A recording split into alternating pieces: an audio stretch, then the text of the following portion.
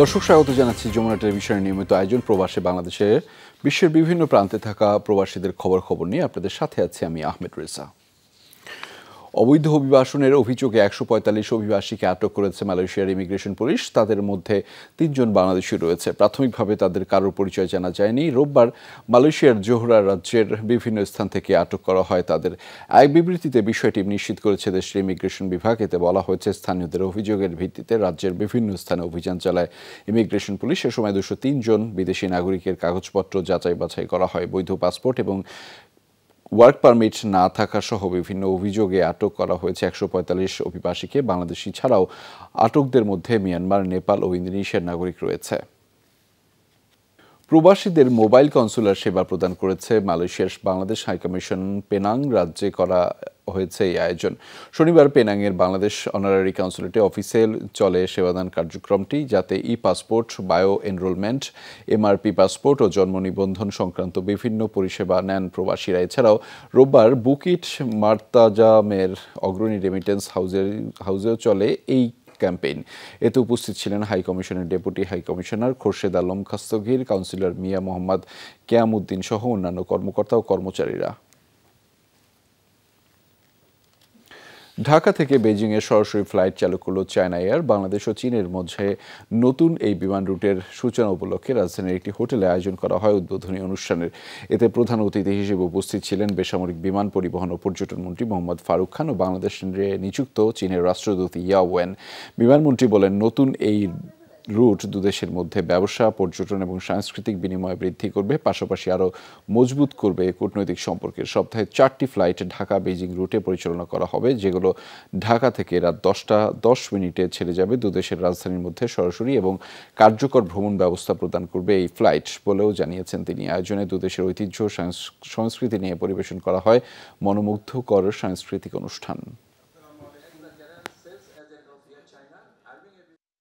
Connectivity brings people together, and when people are together, when they sit together, think together, work together, there is prosperity for the nation. Both Bangladesh and China wants these people to prosper. প্রবাসীদের সেবাদান আরও সহজ করতে hotline পরিষেবা চালু করেছে কুয়েতের বাংলাদেশ দূতাবাস। এখন সপ্তাহের 7 দিন 24 ঘন্টায় মিলছে নানা সেবা, পরামর্শ ও তথ্য। দূতাবাসের এই উদ্যোগকে স্বাগত জানিয়েছে প্রবাসীরা। বলছেন, দুর্ভোগের পাশাপাশি সময় ও শ্রম দুটাই বাঁচবে এমন হটলাইন সেবায়। কুয়েত থেকে মোহাম্মদ হেফজু মিয়ার পাঠানো প্রতিবেদনে থাকছে বিস্তারিত। জীবিকার তাগিদে বৈধ পথে ভিন দেশে পাড়ি জমালেও নানা ধরনের ঝক্কি ঝামেলা পোহাতে হয় প্রবাসীদের।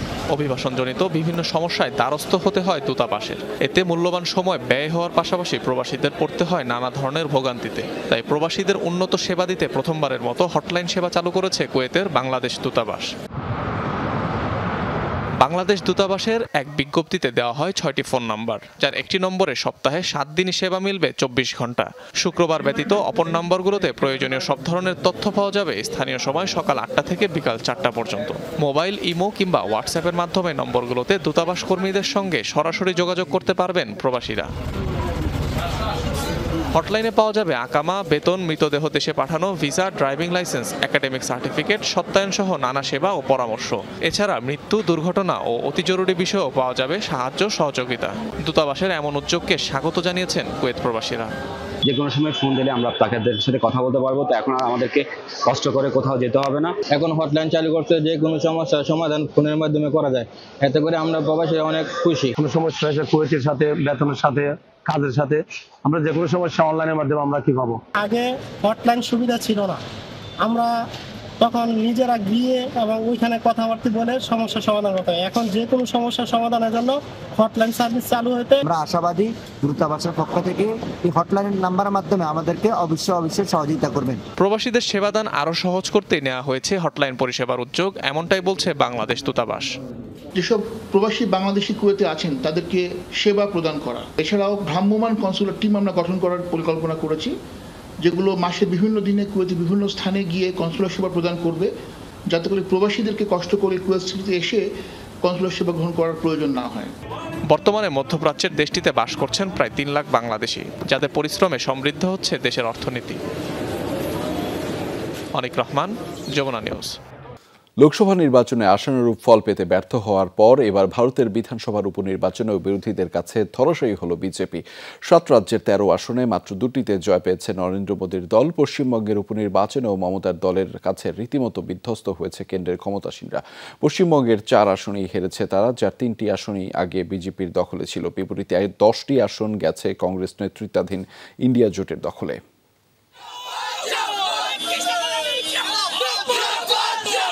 ভারতের লোকসভা নির্বাচনে পশ্চিমবঙ্গে রীতিমতো ভরাডুবি হয় বিজেপির। সেই নির্বাচনের রেস্ট না কাটতেই এবার বিধানসভার উপনির্বাচনেও মমতা ব্যানার্জির কাছে ধরাশায়ী নরেন্দ্র মোদীর দল। ৪ আসনের একটিতেও পায়নি কাঙ্ক্ষিত জয়। ২০২১ সালের নির্বাচনে ৩টি আসন পেয়েছিল বিজেপি। রায়গঞ্জ, রানাঘাট দক্ষিণ ও বাগদায় ৩টি আসনই এবার বাগিয়ে নিয়েছে তৃণমূল, আর জয়ের ধারা অব্যাহত রেখেছে মানিকতলাতেও। মানুষের মনে হয়েছিল যে বিজেপি আসলে দেশে কোনো ক্রান্তি হবে, বড় পরিবর্তন হবে, মানুষের অ্যাকাউন্টে আবার ১৫ লাখের যে স্বপ্ন দেখানো হয়েছিল, ১৫ লাখ টাকা ঢুকবে, বছরে ২ কোটি করে চাকরি হবে, মতুয়া উদ্বাস্তু রাজবংশীরা নিঃশর্ত নাগরিকত্ব পাবে, মানুষের সার্বিক ডেভেলপমেন্ট হবে। কিন্তু সেই জায়গায় দাঁড়িয়ে কোনো কথা রাখেনি বিজেপি, কোনো কাজ করেনি। যেটুকু ডেভেলপমেন্ট পশ্চিমবঙ্গের মমতা ব্যানার্জির হাত ধরে। বিজেপির ভরাডুবি হয়েছে অন্য রাজ্যগুলোতেও। বুধবার পশ্চিমবঙ্গ সহ ৭ রাজ্যের ১৩ আসন উপনির্বাচন অনুষ্ঠিত হয়েছে। শনিবার ঘোষিত ফলাফলে দেখা যায় মাত্র ২টিতে জয় পেয়েছে বিজেপি। এনডিএ জোটের আর কোনো শরিকই পায়নি জয়ের স্বাদ। আর বিরোধীদের জোট ইন্ডিয়ার ঝুলিতে গেছে 10টি আসন। বিহারের 1টি আসন পেয়েছে স্বতন্ত্র প্রার্থী। উপনির্বাচন হয়েছে হিমাচলে 3 আসন, যার 2টিতে কংগ্রেস আর 1টিতে জয় পেয়েছে বিজেপি। এর বাইরে কেবল মধ্যপ্রদেশের 1টি আসন গেছে কেন্দ্রের ক্ষমতাসীনদের কাছে। উত্তরাখণ্ডের 2টি আসনে জয় পেয়েছে কংগ্রেস। তামিলনাড়ুর 1টি আসনে ডিএমকে আর পাঞ্জাবের 1টি আসনে জিতেছে আম আদমি পার্টি। আগে এই 13টি আসনের মধ্যে 4টি ছিল বিজেপির, 5টি ইন্ডিয়া জোটের, 3টি স্বতন্ত্র আর 1টি বিএসপির। উপনির্বাচনেও এমন ভরাডুবির পর বিরোধীদের দাবি নরেন্দ্র মোদীর উপর থেকে আস্থা হারিয়ে ফেলেছে ভারতীয়রা। মোস্তফা মাহমুদ, যমুনা নিউজ। পাকিস্তানের সাবেক প্রধানমন্ত্রী ইমরান খানের দল তেহরিক-ই-ইনসাফ পিটিআইকে নিষিদ্ধ করার সিদ্ধান্ত নিয়েছে দেশটির সরকার। সোমবার এই তথ্য জানিয়েছেন দেশটির তথ্যমন্ত্রী আতাউল্লাহ তারার। জানিয়েছেন দলটির বিরুদ্ধে বিশ্বাসযোগ্য ও নির্দিষ্ট প্রমাণের ভিত্তিতেই এই সিদ্ধান্ত নেওয়া হয়েছে। ইসলামাবাদে হওয়া সংবাদ সম্মেলনে তথ্যমন্ত্রী বলেন, পিটিআই এর অস্তিত্ব থাকলে দেশকে সামনের দিকে এগিয়ে নেওয়া সম্ভব নয়। পাকিস্তান ও পিটিআই সহাবস্থান করতে পারে না বলেও মন্তব্য করেছেন তিনি। তথ্যমন্ত্রী জানিয়েছেন, পাশাপাশি পিটিআইকে পার্লামেন্টের সংরক্ষিত আসন দেওয়ার সিদ্ধান্ত বিরুদ্ধে সুপ্রিম কোর্টের রিভিউ পিটিশন দায়ের করবে সরকার। পাকিস্তানের পার্লামেন্টে বর্তমানে একক দল হিসেবে সবচেয়ে বেশি আসন পিটিআই এর।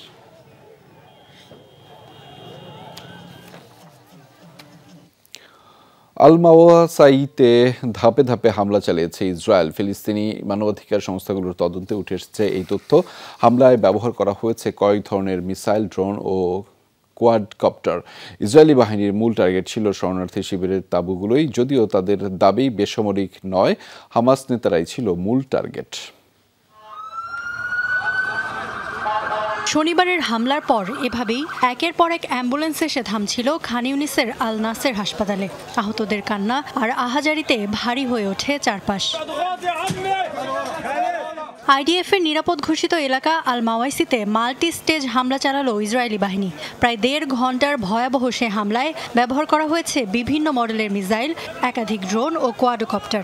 গেল 2 দিন সরেজমিনে তদন্তের পর রিপোর্ট প্রকাশ করে ফিলিস্তিনি 3টি মানবাধিকার সংস্থা, Palestinian care for human rights, Al Haq এবং Al Mezan centre for human rights. তাদের প্রতিবেদনেই উঠে আসে হামলার ভয়াবহ তথ্য। শনিবার স্থানীয় সময় সকাল 10টায় ছোড়া হয় প্রথম মিসাইলটি। আল নাসেফ স্ট্রিটে একটি আবাসিক ভবনে একসাথে 4টি মিসাইল ছোড়া হয়। তারপর শরণার্থী শিবিরের তাঁবুগুলোকে বানানো হয় টার্গেট। বেশ কিছুক্ষণ ধরে টানা চালানো হয় মিসাইল ও ড্রোন হামলা। ইসরায়েলি সেনারা বৃষ্টির মতো মিসাইল ছুড়েছিল আমাদের দিকে, কিন্তু কেন? তারাই তো মাওয়াইসিকে নিরাপদ ঘোষণা করেছিল। আর তারপর পুরো অঞ্চলটি ঘিরে ফেলে শত শত ইসরায়েলি কোয়াডকপ্টার। তাঁবু থেকে যেই বের হওয়ার চেষ্টা করেছে তাকেই করা হয়েছে গুলি। ফিলিস্তিনি সিভিল ডিফেন্স কর্মীরা ঘটনাস্থলে পৌঁছালে তাদের দিকেও ছোড়া হয় গুলি। প্রাণ হারান ফায়ার সার্ভিসের ডেপুটি ডিরেক্টর সহ একাধিক উদ্ধারকর্মী। গুরুতর আহত আরও কয়েকজন হাসপাতালে ভর্তি, যাদের বেশিরভাগই সংকটাপন্ন। শুরুতে এত বেসামরিক নিহতের কথা স্বীকারই করতে চায়নি ইসরায়েল। পরে আন্তর্জাতিক নিন্দার মুখে এ বিষয়ে মুখ খুলতে বাধ্য হয় তারা। সাফাই, বেসামরিকরা নয়, হামলা টার্গেট ছিল হামাসের 2 শীর্ষ নেতা। উল্টো হামাসকেই এই গণহত্যার জন্য দায়ী করে ইসরায়েল। হামাসের 2 নেতাকে লক্ষ্য করে চালানো হয়েছিল অভিযানটি, বেসামরিকদের নয়। নিরাপদ ঘোষিত এলাকাটি থেকে নিজেদের অভিযান অব্যাহত রেখেছিল সশস্ত্র গোষ্ঠীটি, তাই সেখানে হামলা চালাতে বাধ্য হয়েছে ইসরায়েলি সেনারা। ইসরায়েলি আগ্রাসনে গেল 9 মাসে প্রাণ হারিয়েছেন 38,500-র বেশি ফিলিস্তিনি। দিন দিনই বাড়ছে মৃতের সংখ্যা। নিন্দা, সমালোচনা, হুমকি কোনো কিছুই যেন থামাতে পারছে না ইসরায়েলকে। ইফাতারা খন্দকার, যমুনা নিউজ। প্রতি বছরের ন্যায় এবারও স্পেনের বাংলাদেশি অধ্যুষিত শহর বার্সেলোনায় অনুষ্ঠিত হলো ঐতিহ্যবাহী বাংলার মেলা। শনিবার বার্সেলোনার প্রাণকেন্দ্র প্লাজা মাকবয়ে করা হয় বর্ণাঢ্য এই আয়োজন, যার আয়োজন কাতালোনিয়ার Bangladesh cultural and human rights association. বর্ণিল মেলাটিতে স্বতঃস্ফূর্তভাবে অংশগ্রহণ করেন কয়েকটি অঙ্গরাজ্যের বাংলাদেশিরা, যাতে যৌথ উপস্থাপনা করেন সাইদ হোসেন, মঞ্জু স্বপন, নিগার হোসেন ও তাইফা রহমান। গান পরিবেশন করেন জনপ্রিয় সঙ্গীত শিল্পী আসিফ আকবর সহ স্থানীয় শিল্পীরা। মেলার উদ্বোধন করেন স্পেনে নিযুক্ত বাংলাদেশের রাষ্ট্রদূত সারওয়ার মাহমুদ এনডিসি। উপস্থিত ছিলেন বার্সেলোনার বাংলাদেশি কাউন্সিলর রামান পেড্রো, আয়োজক সংগঠনের সভাপতি আলাউদ্দিন হক নেসা ও প্রধান উপদেষ্টা নজরুল ইসলাম চৌধুরী। অনুষ্ঠানে পরিচালনা করেন সংগঠনের সাধারণ সম্পাদক শফিক খান। আয়োজনের বিশেষ আকর্ষণ ছিল দেশীয় খাবারের স্টল।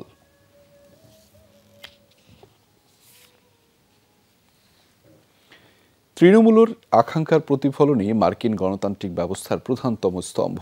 বিকেলে রাজধানীর ইএমকে সেন্টারে যুক্তরাষ্ট্রের নির্বাচন বিষয়ক এক সেমিনারে এমনটাই বক্তব্য উঠে আসে আলোচনায়। এ সময় বক্তারা বলেন, স্বচ্ছতা ও জবাবদিহিতার মাধ্যমে যুক্তরাষ্ট্রের প্রতিটি ধাপ পরিচালিত হয়। যুক্তরাষ্ট্রের গণতান্ত্রিক ব্যবস্থা আইনের শাসন দ্বারা পরিচালিত।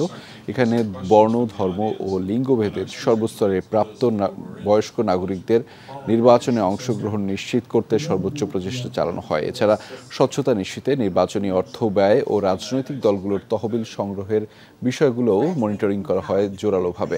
বক্তারা বলেন, নির্বাচনী প্রচারণা ও রাজনৈতিক দলগুলোর মতাদর্শ প্রচারে এখন সামাজিক যোগাযোগ মাধ্যম গুরুত্বপূর্ণ ভূমিকা পালন করছে।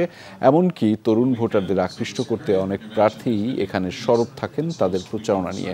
ঢাকার যুক্তরাষ্ট্র দূতাবাসের এই আয়োজনে অংশ নেন শিক্ষার্থী, সাংবাদিক, সুশীল সমাজের প্রতিনিধি, নির্বাচনী বিশেষজ্ঞ সহ অনেকেই। সেমিনারে অনলাইনে যুক্ত থাকেন Republican delegate Raiman Patty, professor Ali Riaz ও নির্বাচন পর্যবেক্ষক শারমিন মুর্শিদ।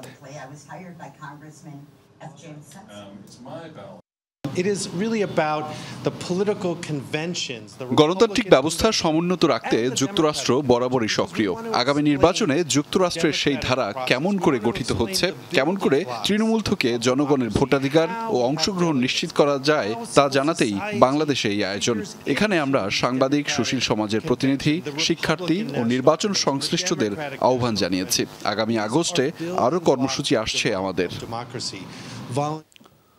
দর্শক, এই ছিল প্রবাসী বাংলাদেশের আয়োজনে। এতক্ষণ সাথে থাকার জন্য সবাইকে ধন্যবাদ।